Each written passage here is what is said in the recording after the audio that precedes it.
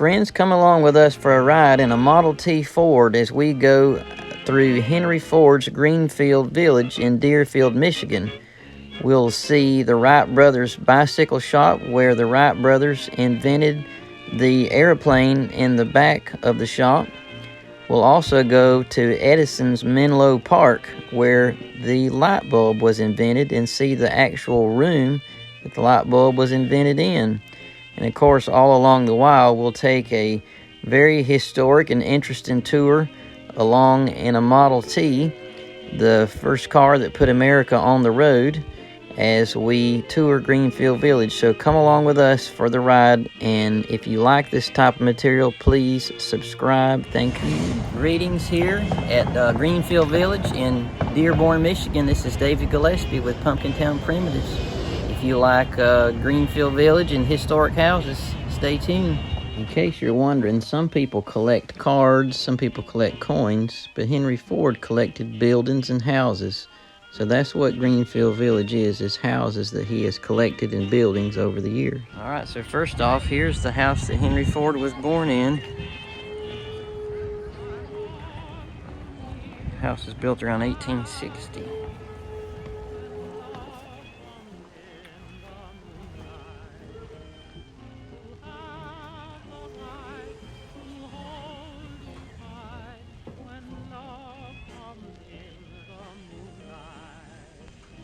Tonight there is no time for sorrow. Tonight who cares about tomorrow? So while we play, let's drift away. Here is a replica of the first building that Ford had his Ford Motor Company in 1903. This one is a replica though. It's 1/4 the size of the original, but it's a beautiful structure. So here it is, the 15 millionth Ford that you see in all the books. 15 millionth Ford. This is a Model T, 1927. And I think I've seen pictures of Henry Ford standing with it. Assembly line.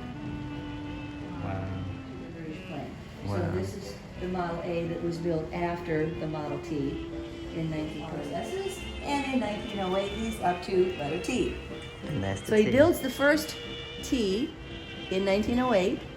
So anything that needed to be run was run with steam power mostly back then. Okay. So this would have ran this machine here with the major belt there. Anywhere along that main shaft, you could put another machine to do something. All right, Model T ride. Here we come.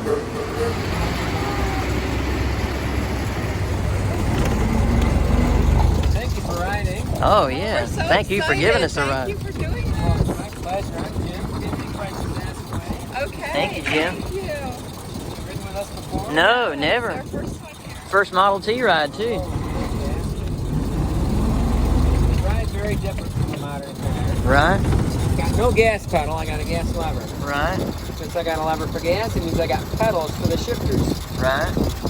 Right pedal is the brake. Okay. Works in the transmission. Left pedal is forward gear. If I push that pedal all the way down, I get first gear. Okay. Halfway up like that is neutral. All the way up is second gear. Okay. If I want reverse, that's the middle pedal.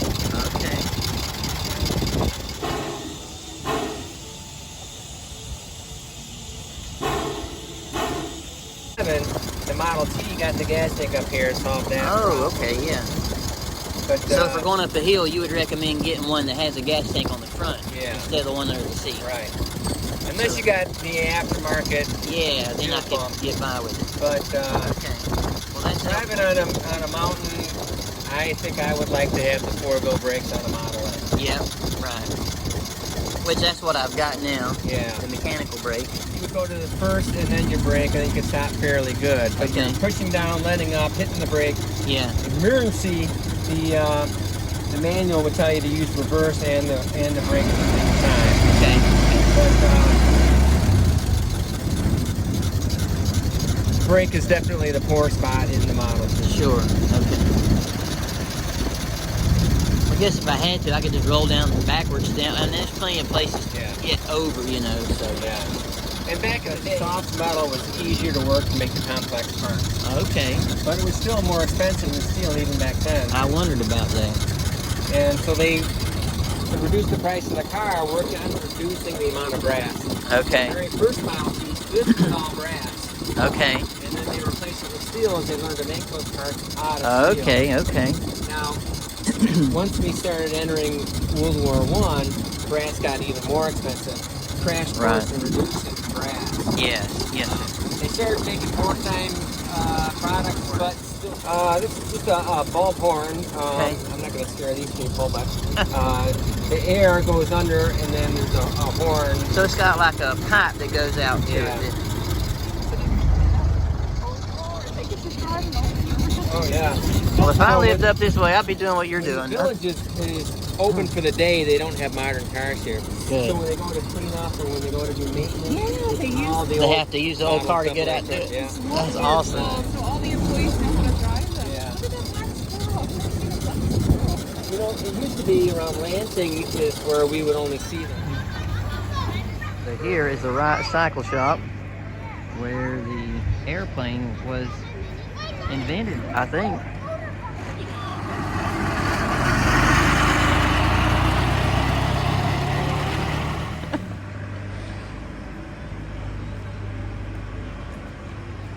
Aviation birthplace, right through this door. What about that? Everyone to take a look at the two big black metal frames that held the propellers. The propellers would have been back here. This is the rear area of the plane. Out there is the front. Welcome, dear. Do come back. Now, when we look at the big black metal frames, propeller would have been here. In our mind's eye, take the propeller off. Put a bicycle seat where the propeller would have been. Put bicycle tires at either end of the black frame. Bicycle pedals down here. Turn that frame up. It is almost identical to the frame of every bike out in front of the shop. The pilot would lie down on his stomach in the little wooden cradle that is closest to us. Can everyone see the two pieces of wood toward the front of the bottom wing that are sticking up at almost 90-degree angles? The pilot did not hold those with his hands to try to steer the plane. Those two pieces of wood beside his hips.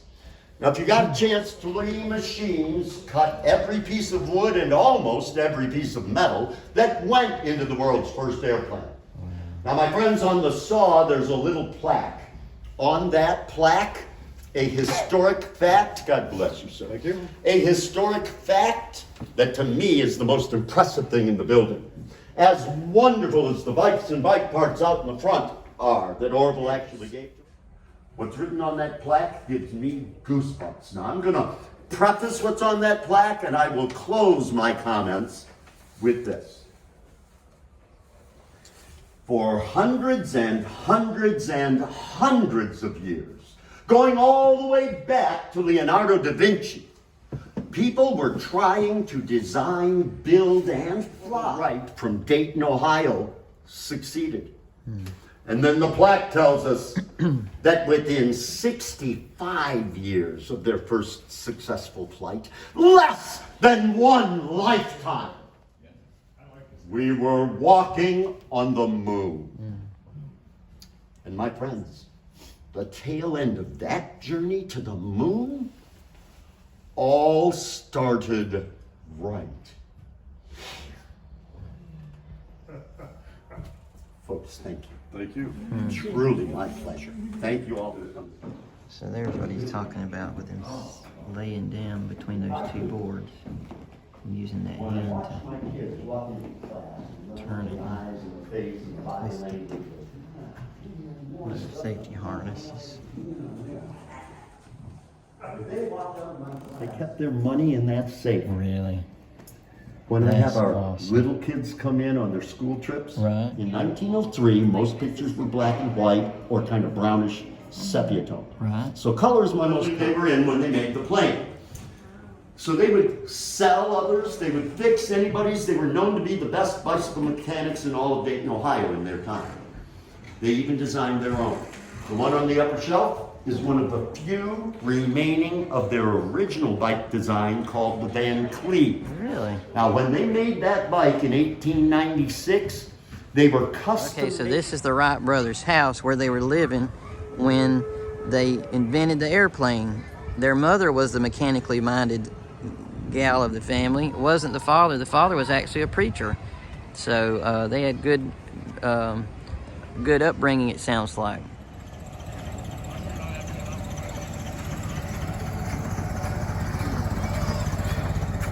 So here is the Sir John Bennett jewelry shop built in 1846 in London and then taken down by Henry Ford's people and brought over here.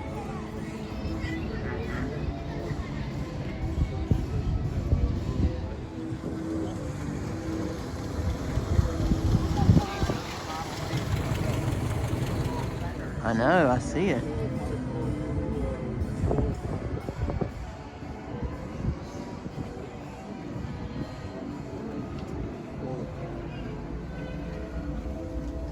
Established 1750.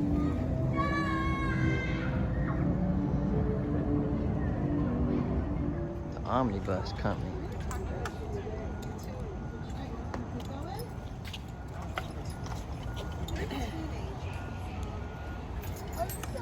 Look at the stone troughs. Hey guys, you guys are pretty.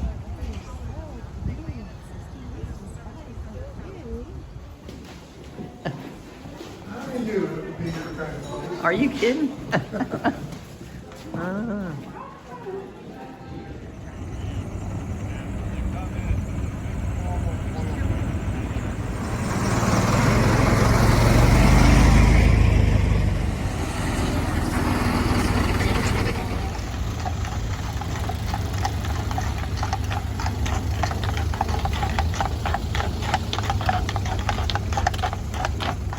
Okay, so we're about to go into Menlow Park complex.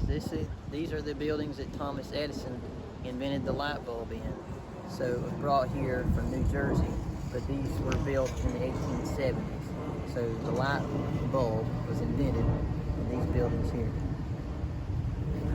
I'm left to assume that this is another one of those power plants, boilers. Look at this one here. Laboratory of Thomas Alva Edison, 1878. And has a thermostat up top to show you how hot it is, I guess. So that must be here to power Menlow Park. And this is their speaker of the day. It's nothing like we have today with Dolby surround sound. We just got a simple microphone, and it's going to magnify the voice that's coming back out of it.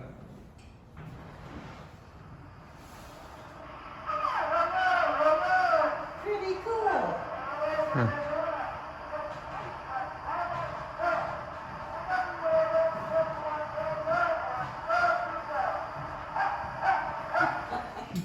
Oh, neat. Yeah. See, if I were to take the tinfoil off, what you will find, this drum is actually spiral. Okay. So, and the spiral is the same spiral as, or you want to call it the pitch. Sure. Between the two is the same. So when I'm cranking this, the shaft is actually moving the same distance as the needle is following the drum. Really? So that's one of the problems with it. Once you take the tinfoil off, you're not able to get it back. To get it registered back. Yeah, yeah. Wow. I don't know if anybody recognizes the name Sarah Bernhardt. Uh-huh. What was she famous for? Oh, she was an actress. And where was she from? No, I'm not sure. Okay. She was well known. She was a French actress. French, okay. And she was here in 1880, towards the end of the year, around December. And she was doing an American tour. And she actually came to in 1880 in December. And they spent several hours in the middle, basically in the middle of the night. One of Edison's workers who was there that night had the smarts of taking that tinfoil and saving it. And it was in their family for quite a few years, and then within the last 15, 20 years, that family donated it back to the village. And at holiday time, when we do our holiday program, we actually bring out that piece of tinfoil and say, this is actually Sarah Bernhardt's voice on this particular piece of tinfoil. What about that's that? special. That's very special. I got to rewind it here and I'll bring it back. Now, the one thing I've found with experience out in working with this thing is, now, why don't you take the Edison set for the first time? You're anticipating this. You've never heard this before? No. No? I just arrived, so. Ah, well, welcome. But I. Okay, let's see how it comes out.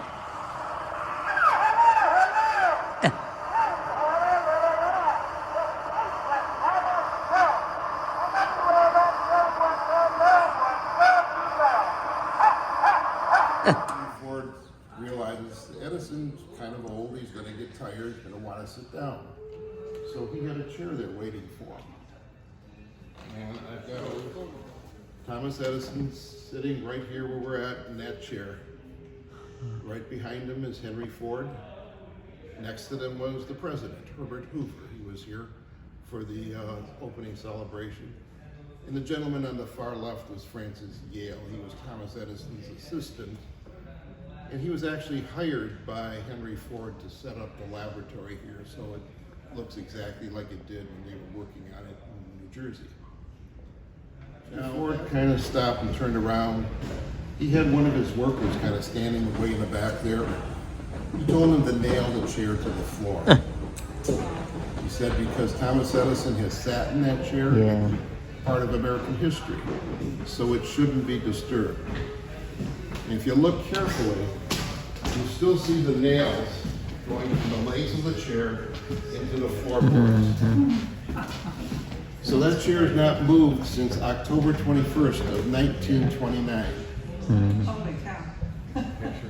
And only one other person has sat in the chair after Thomas Edison.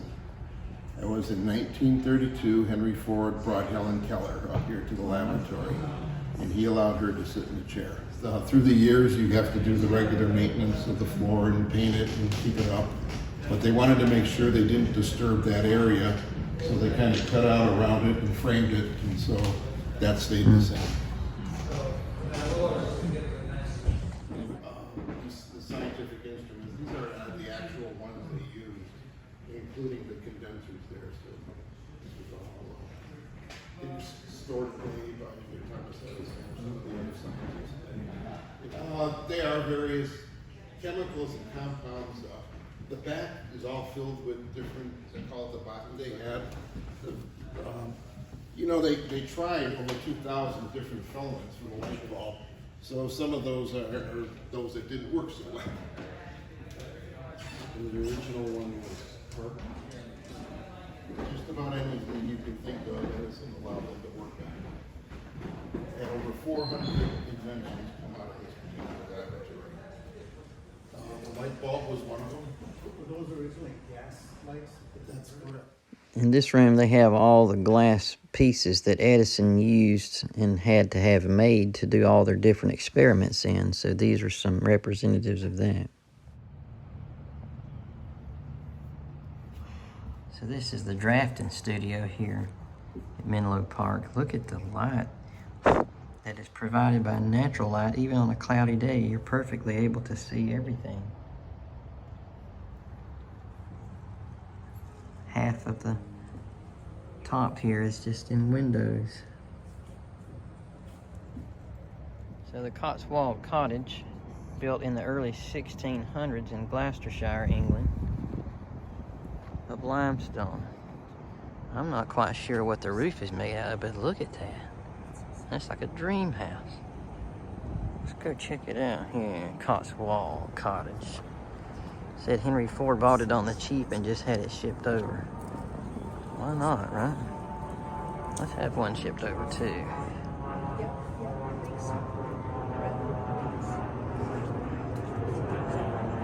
Nothing cheap about that place, let me tell you, that's posh. What in the world is that? Look at this. Three.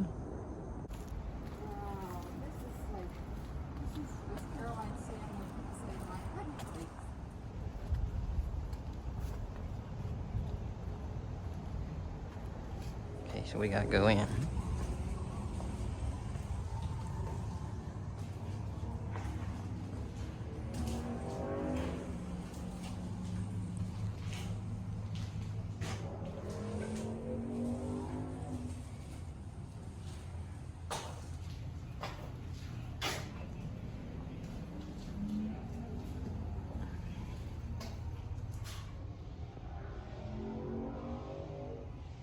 So we got a pewter collection in here of original pieces of pewter. I know they're original because on this one I see the touch marks. So yes, I do. What we need to do is we just need to go to England and rent a place. And stay there. Yeah, even better. And then we don't have to build it and we can just enjoy it. There you go. I like the way you Look think. at the ivy.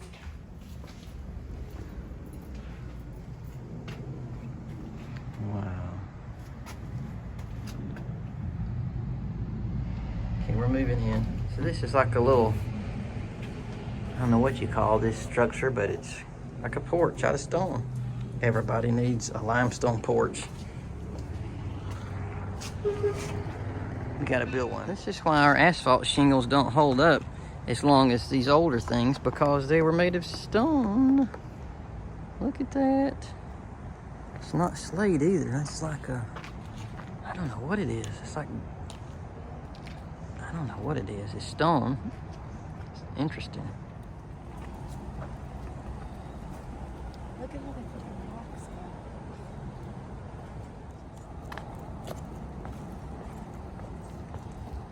in. Come all the way to the Henry Ford Museum to see an English cottage and be more interested in it than anything.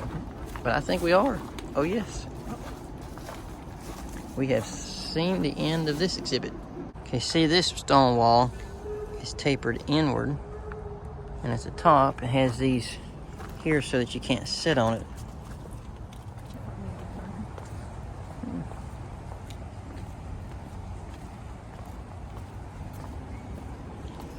Renee, look how they edged the walkways. Yeah, isn't that lovely? Look at that.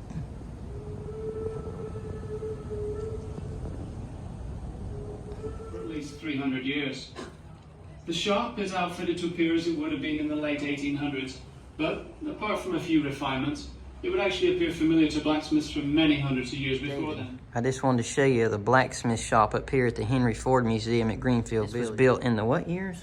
1600s and brought over by Henry Ford. There's a bellows up above. But anyway, there's forges and there's stone. And you can see over there the stone, I guess these are limestone, but they've been either pitted out or carved out. But there's the anvil there. And then there's another set of bellows in the back here. But I just wanted you to see this shop. All right, the Daggett farmhouse was built in 1754 in Andover, Connecticut.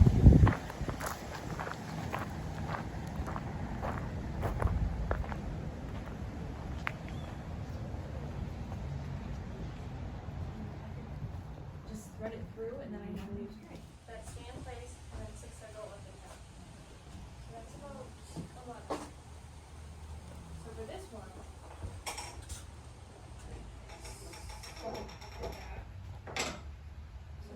Riding the carousel. Yeah, okay, so have your RZR ride to go up and down, make sure no part of it is attached. Okay. If any part of it is attached. Okay, so we're on the 1913 carousel. And ready to go.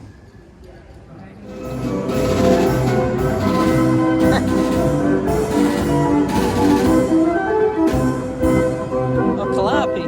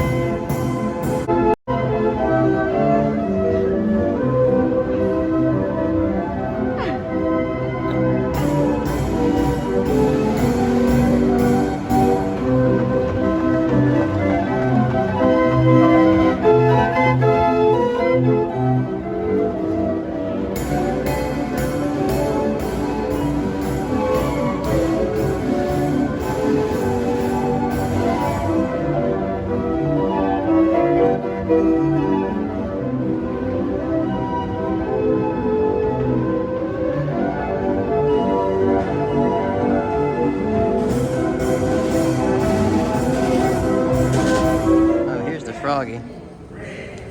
Hand carved out of wood from 1913. It's not the original one to this. Right. But whether it went with